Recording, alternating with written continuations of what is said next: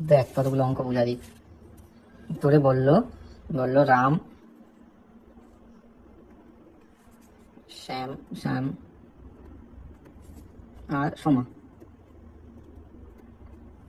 এদের কাছে 2:3:2:4 অনুপাতে, এই অনুপাতে 100 টাকা আছে। না ধর আমি 114 টাকা করলাম, ঠিক আছে, 114 টাকা আছে। তাহলে সোমা কত পাবে, রাম কত পাবে, শ্যাম কত পাবে? তাহলে কি হবে? তাহলে এই তিনটাকে যোগ করতে হবে। কত হলো? 3+2+4 যোগ করলে কত হয়? 4 আর 3 7 আর 2 9। 9 দিয়ে 114 ভাগ করতে হবে, ঠিক আছে। যাই হবে এখানে ভাগ করে যাই হবে, সেই সংখ্যাটার সাথে এইটা গুণ করলে সোমা পাওয়া যাবে। ধর এখানে এক্স আসলো ভাগ করে, তাহলে ভাগ করে এই সংখ্যার সাথে এক্স গুণ করলে 4x টাকা পাবে এ। আবার এক্সটার সাথে এই গুণ করলে 2x টাকা পাবে এ। আর এই এক্সটার সাথে এই ভাগফলটার সাথে এ গুণ করলে ই হবে। আর তারপরে বললো যে তোর কাছে 20 লিটার দুধ আছে, তাতে জল আছে 2:1 অনুপাতে। দুধ আর জল আছে 2:1 অনুপাতে, মানে এটা দুধ, এটা মিল্ক, এটা ওয়াটার। বললো তাতে আর কতখানি জল মিশালে নতুন অনুপাত হবে 2:2। বললো জল মিশালে আর কতটা জল মিশালে অনুপাত হবে 2:2। তাহলে আমরা এই অনুপাত থেকে কি জানতে পারি? এই অনুপাতটা থেকে কি জানতে পারি?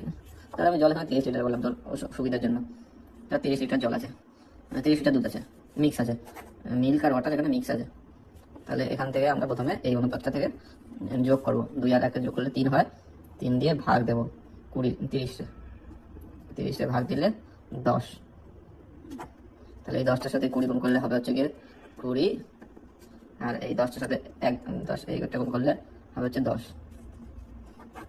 এই হচ্ছে পুরনো, মানে 10 লিটার 20 লিটার মিল্ক আর 10 লিটার জল আছে, ওয়াটার, ঠিক আছে। নতুন অনুপাতে কত হলে ই হবে? 2:2 হবে। এটা বের করতে পারিস নাই? এটা খুবই ইজি তো। যদি আমি এর সাথে আরো 10 লিটার জল মিশাই তাহলেই তো হয়ে যাচ্ছে নতুন অনুপাত।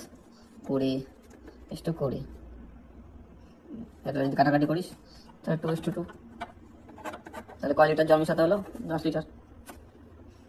এই সবগুলো কোশ্চেন আমি দেখলাম, 5 থেকে 10 মিনিট লাগলো সবগুলো কোশ্চেন দেখতে। লোহিত রক্তকণিকা মানুষের তৈরি হয় হাড়ের মধ্যে দিয়ে তৈরি হয় লোহিত রক্তকণিকা। এই যে এই হাড়ের মধ্যে যে মজ্জা থাকে, মজ্জা এর মধ্যে তৈরি হয় রক্তকণিকা হাড়ে।